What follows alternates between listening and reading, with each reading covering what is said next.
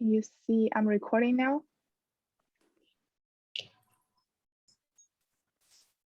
Cool. So who wants to begin? I guess maybe we could start with like what we like about online learning. Yeah. Well, what I Thinking before, the three of us would probably have never met if we didn't do an online learning class, like because we all live in different places. That's true. I think I enjoy the flexibility of being, you can do it at home and you don't have to travel anywhere, because I don't know about you guys, but there's no Korean language classes basically on the Gold Coast. So it gave me the ability to learn a language when I wouldn't have been able to do it otherwise, which is pretty cool. Yeah. Agree. And also in Melbourne, they have Korean language classes, but they're really expensive. So being able to see like online options, like, you know, University of Queensland had a much cheaper deal, which I wouldn't have been able to get if there wasn't online learning. So I think it's really good, like savings wise. I didn't realize it was so expensive in Melbourne. I thought this one was kind of expensive that we were doing. Really? I thought this one was so cheap. I was like, Really? oh, only $13 an hour? While in Melbourne, it's like minimum $30 an hour. And that's if like, you know, you're a bit lucky. And oh yeah, it's not good because there's not many options. Yeah. I guess the only other option, like you can learn languages at uni, but I don't know about you guys, but my uni is very limited with languages because we only had like Spanish, Chinese, Japanese, and French, and then the rest you had to do it with at UQ, so you had to like travel up there anyway. So yeah, I think like online learning gives you the flexibility to learn any language instead of being limited to your options that you have around you. Yeah, I agree. Yeah. What other positives? It's let's look at another really good. We have to think about positives because I have a lot of negatives. I think it's okay to say negative too, like, you know, whatever. I don't know. Well, for another positive, I like being able to, I know this sounds like really dodgy, but wear like my pajama pants and stuff. Because like, I don't know, feeling comfortable is a big part for me. If I'm like distracted with feeling uncomfortable, then I feel like it would be a bit harder. But actually, I'm not sure because I've never had a language class in person. So maybe it would be fine, but this is what I think. I used to do the in-person Korean classes at IML, and I was always late because I had to go from the office to the classroom. Like it was always a rush. And I used to stand outside the classroom and eat my sandwich, like for dinner, and then go in. So that's also partly why I was late, because you weren't allowed to eat in the classroom. But now it's so much easier. Like I've only been late once, like just because I had something on after work. But I don't think I would have been able to do it properly, really, if I was working and doing in-person classes. That's easier to be motivated because I did in-person uni for my bachelor's degree, and that was 3 years of going up to campus, which was like an hour and a half away.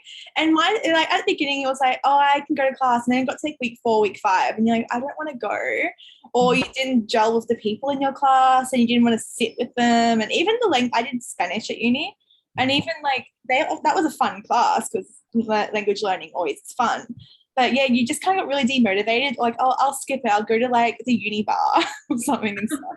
But like, which was really easy. Like, oh, Tuesdays, $10 mojitos. Let's go. But on with online learning, you can work around it. Like, I can like usually finish work and get home by like in the evenings, and you kind of like don't have a commute. You just have to go from your bedroom, and you're there. So I like it. It just saves a lot of time for sure. Yeah, I think it's really flexible as well.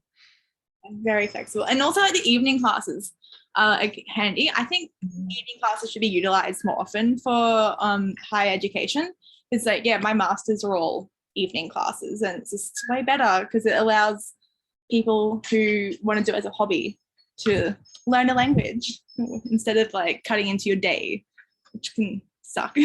It's so true. All of my classes at uni that aren't language courses, but they all are for this semester, they put them between Tuesday and Thursday, and you can't go between that, and you're like, well, I have no flexibility at all. This is terrible. And often you miss classes because I have one at 8:30 in the morning and I'm always late. I can't make it in time. And yeah, I think it's rubbish.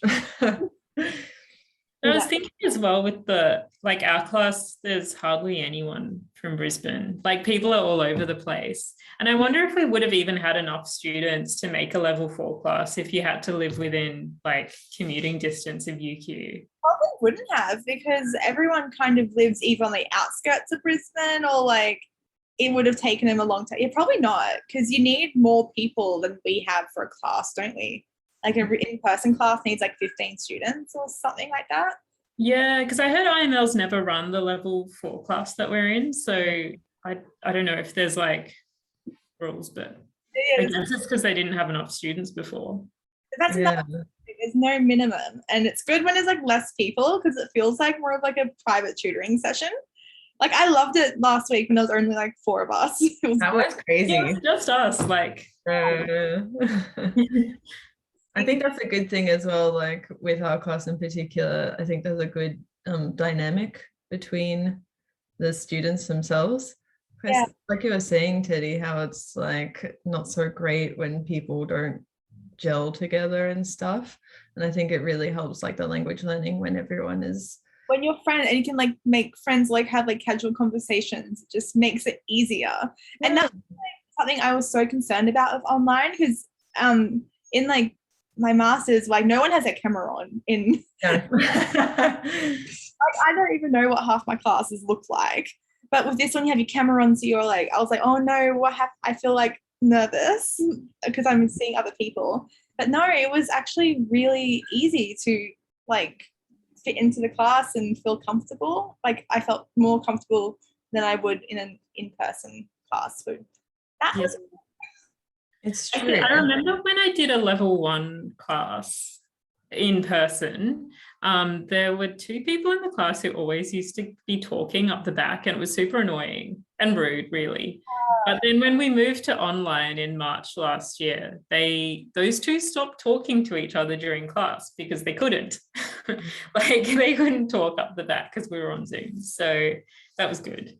Yeah, which is like easy because now instead of the distractions being more like it affects the entire class, now it's more like it's on you if you get distracted. Like if I go on my phone to like look at Twitter, and then get asked how to answer this question, it's my fault and it's only affecting me. But before I would be that student who would talk out the back. Like that I was like, I'm gonna go talk out the back, and because I think this is easy, and then that would like bite me in the ass there. So yeah, I like that. It's more individualized and individual motivation. Yeah. To be fair, I was probably annoying to the teacher too, being that person that came in late, and then she had to like change all the groups so that there was enough partners and stuff. So I don't know. Yeah, with the language, I feel like online, I feel more pressure or responsibility to come on time. Yeah. I don't know. I feel like with the regular uni one, it's like, oh, I'm just lost in a sea of people. It doesn't matter. So guilty. Like if I say, oh, I really can't come to class because I feel sick or like I'm busy, like I will feel guilty. But in uni, like I didn't go for 2 weeks, like it doesn't matter. Yeah, you're just a faceless, nameless person. But in the language course, it's like, oh, I exist, I'm here. Yeah, and I feel a bit weird in our current class when people don't turn on their camera. Like it's kind of awkward, especially when you're in a breakout room. That's because it's this kind, especially when it's like one-on-one, because you'll just have your face on the screen. You're like, yeah, it's a bit weird. Like, because okay, this isn't about language classes, but I had like audition for a show like a few weeks ago, and like it was the first round, and half the people didn't have their camera on. I'm like, how are you going to audition if you don't have your camera on? So I feel like that's a barrier of online that maybe some people haven't overcome yet, which is a challenge because it could be like personal anxiety, or you just don't want to do it, and it's just like, come on, it's not that. Yeah, I don't know. I don't feel safe in a regular class to do it either. Like I understand. Yeah, like in a normal class, like my camera and mic are off unless I have to. But yeah, in language class, because you are so reliant on connecting with your classmates, but it's all like asking questions and answering. I feel like you do need to have a camera. Like, It's true. And if you have your camera off, sometimes you get forgotten. You Like do. they don't call on you and you're like, oh no, I don't get to practice speaking. And Maybe that's why they turn their cameras off, because they don't want to be called out for not knowing how to read something. Or but then what's the point of even going? yeah. You know, if you're not practicing. No. And I guess, that can be here's my segue into the negatives. Like online learning, I find it harder to study because I feel like when I'm in there, I'm like, it feels like an intense 3-hour self-study session, and then I will just get to do it all week. I don't know if that's like a me thing, I'm lazy, or if it's like made it worse because it's online and it's kind of like all done at home, so you kind of can't like break off the whole I study at home but I participate in class at uni. I don't know if it's probably just me being lazy. I don't know, I find it difficult when I'm in the uni period and I can't juggle my time, but when I'm on school holiday, I think I dedicate a lot more time to it. So I don't know. Yeah, I think it was a bit like the classes seemed more when they were in person, the teacher had a bit more options to make games and things that were maybe a bit more interesting. Okay, which teacher? This is important. I had Helen. I think. Yeah, okay, yeah, because I had her online and it was not good. I'm not trying to be mean or anything, but she'd make these excuses being like, oh, because we're online, we can't play games. I'm like, that's not true. You can do online. You can, yeah. So it'd just be this class where you're reading out the template. And now we're in the new teacher. Well, for me, he's new. Our new teacher's class, and he, really tries to make people talk a lot and actively participate. Yeah, and that's like because like I'm in my own study I'm doing for my master's degree. I'm seeing and actually at the moment reading up about how not every teacher is able to adapt to online learning because they're not used to it. So Helen, she was very rigid in her ways of, she had her games. She's like, oh, we would play like connecting the words and like snap and all these fun games, but she hadn't worked out how to transfer the fun activities onto online, which wouldn't be hard. Like we could have played groups and stuff. But I find that Ted, he's like almost perfected his teaching methods. Yeah. Online, like considering how limited Zoom is. There can be some improvements, but I much prefer how he's teaching. Even if it terrifies me if I have to like make up sentences. I agree. It must be super hard for the teachers to go from in-person to online teaching though, especially because like last year, I think it all happened in a bit of a rush. Yeah. It does feel like the teachers are still learning how to teach online sometimes. Okay, even in my uni class, there's one guy who still doesn't know how to transfer control onto like on Blackboard. He doesn't know how to like transfer control to someone else for presentations. I'm like, it's been over a year. But even so, Ted Kim struggles with technical difficulties, but he still makes the class work. Yes. Yeah. All right. I think it's more about like attitude. Like I think Helen, she also was like quite self-deprecating and she make all these jokes every class, like, oh, you probably hate me and stuff. And I'm like, what are you talking about? How awkward. While Ted Kim's making a joke about like, him going YOLO and whatever, I'm going to fly around. You're like, ha ha ha ha. Pretty fun. That kind of humor. Yeah. I think another negative for online learning would probably be like, I think speaking for me. I don't know about you guys, but speaking is my worst skill. And I think online has probably been a major reason because of that. Like, because we don't really get to talk much. Well, we do now in like Ted's class, but we had like an entire year. I did level 1, 2, and 3 with Helen, and like we never spoke. Like it was like you got to speak like 3 things in class. Yeah. And I feel like now that we're in Ted's class, we're speaking more. It's just like, I know, it's harder. It's just harder to naturally have a talk. I find it difficult, and it's just like Dennis has been my partner for the last few weeks in breakout rooms. Like I get distracted. I like talking. But yeah, so I think find it harder because you can't get that authentic real person conversation and you don't get to like in a real class, you'll kind of like bounce off each other and like bounce off the class, and you find that you're using your speaking skill more. But online, we're really, reading is probably our best skill in this class because we get to use it the most. But yeah.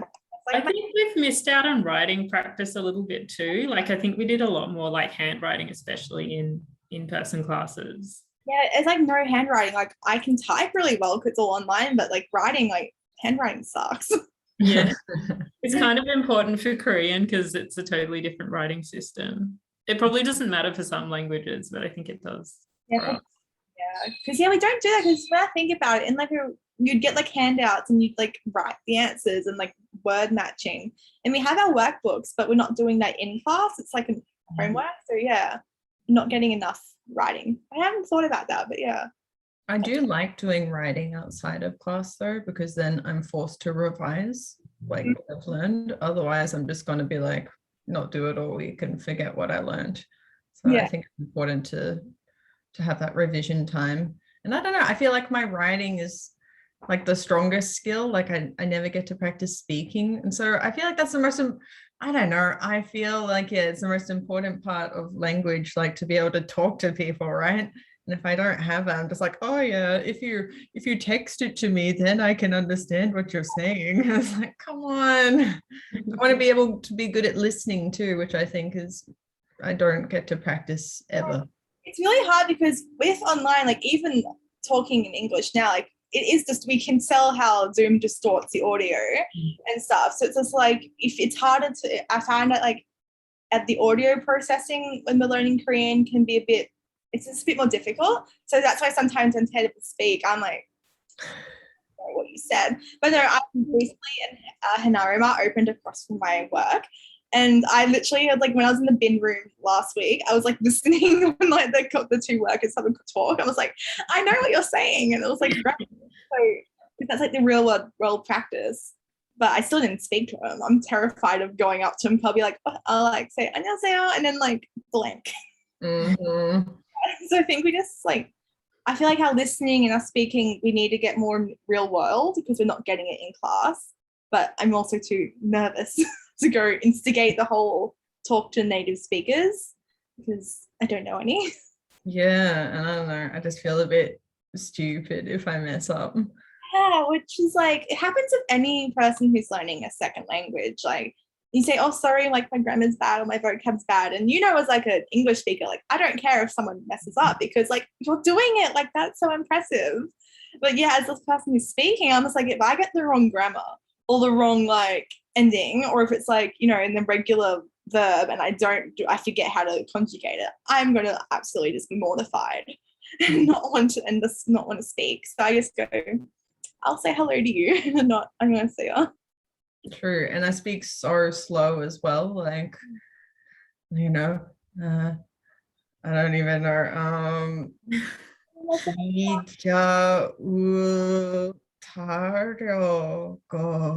Like I'm thinking in my it's like I need to like spend like 10 seconds thinking of the sentence because it's all different like structure, and then I can say it. But so it's like, yeah, I don't think even after a year of online learning I could hold a conversation, which sucks because I think a year in real person classes I could easily hold a conversation in Spanish. But that might be because Spanish is closer to English language, or it might not. So that would be interesting to see if it's like a cool study that could be done would be like seeing, which is kind of like what I want to do in my masters, is like see, I get a real in-person class and an online class and measure their confidence in speaking. So yeah, I think it's very interesting. Let's see. Oh, for only 5 minutes left. How do you feel about taking language exams? Oh, I feel so much stress because I often have trouble downloading the stuff in time, and I can't write on the actual exam paper, which I have to, you know, get a separate sheet of paper because I don't have a printer. And then I'm trying to like match everything up, and I feel like I need to write the whole question sentence for it to make sense, and I've run out of time. Like, just write the answers. I'm like, I can't. So I don't know, I don't like that at all. feels more inaccessible because I don't have a printer either. So like I luckily with IML they don't have like you have to print out this sheet and it's like not multiple choice. But at the same time, it's just kind of like I don't know. I find them difficult, more stressful, harder, Yeah. Never done an online exam actually, but I don't really like the idea of them, and I was thinking of not showing up to the one that we have coming up. No, you should. Should I? Yeah. Even if like you don't pass, at least you can find out what your level is. And I I'm don't sorry because it's just like because you don't have because it's not like on Zoom, so they can't see you because in high school and they have like the camera on for it. So I'm just like, what if people cheat? Like, I'm going to be real with you. I actually did open the vocab book for the last exam and stuff. Like, I was like, what if people just like write something and like have a go? And like, you could be cheating yourself, right? I was just like, oh, well, like, I was like, I felt guilty when I was like opening the book trying to find like words. And I was like, is this kind of like cheating? I don't know. I feel like, It's cheating. I feel like it's being resourceful, like refreshing. I don't know. for open book in my IR degree. So I was just like, why can't Korean be open book? Right. I did a course at Yonsei, and for the final exam, you're not allowed to turn off your camera. You have to pull down the screen so it's showing your books and your lap and your face to prove that you're not cheating. And that's pretty freaky because you're doing it in front of the entire class who's also doing it. Obviously, you're not like paying attention to each other, but it's still like, oh, it's a bit weird. Yeah, that's really off-putting. I was like, I don't want to do that if the exam's going to be like that. Yeah. But It's not like that for IML. okay. It's really casual. If it's anything like the last level, it was kind of like, what was it? It was like translate these sentences and write them. Pretty easy, actually. I was surprised. Which was good, yeah, because like write them in English and then write your own paragraph about a topic, and then now speaking, listening were done throughout the semester, and that. But I don't know how he's going to mark us. Is our listening going to be on the exam? Is that a thing, or are we doing like? I don't know. I think you could ask him though. He's pretty accessible.